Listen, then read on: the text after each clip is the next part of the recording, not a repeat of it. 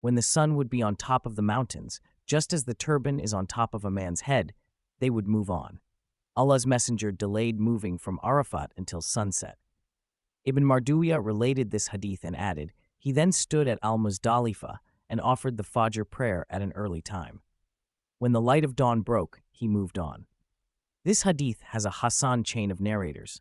The long hadith that Jabir bin Abdullah narrated, which Muslim collected, stated, the Prophet kept standing there until sunset, when the yellow light had somewhat gone and the disk of the sun had disappeared.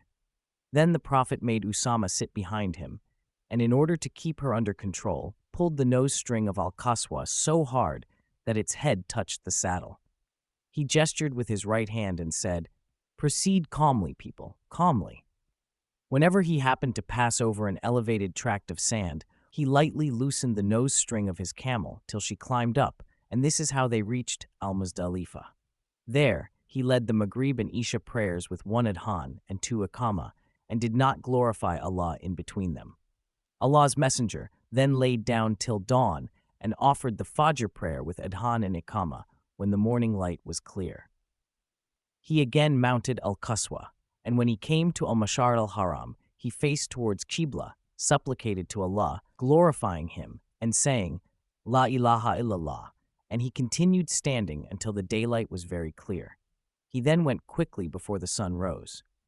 It is reported in the 2 Sahihs that Usama bin Zayd was asked, how was the Prophet's pace when he moved? He said, slow, unless he found space, then he would go a little faster. Al-Mashar al-Haram Abdur Razak reported that Ibn Umar said that all of Al-Muzdalifah is Al-Mashar al-Haram. It was reported that Ibn Umar was asked about Allah's statement, Fadhkurullaha indal mash'ar al-haram, at the Mashar al-Haram. He said it is the mount and the surrounding area. It was reported that Al-Mashar al-Haram is what is between the 2 mounts, as Ibn Abbas, Sa'id bin Jubair, Ikrimah, Mujahid, As-Suddi, Arabi bin Anas, Al-Hasan and Qatada have stated. Imam Ahmad recorded that Jubair bin Mutim narrated that the Prophet said, Kullu Arafatin mawqifun, warfa'u an urana, wa kullu muzdalifata mawqifun, warfa'u an muhassir, wa kullu fijaji makkata manharun, wa kullu ayyami tashriqi dhabh. Allah then said, وَاذْكُرُوهُ كَمَا هَدَاكُمْ, as He has guided you.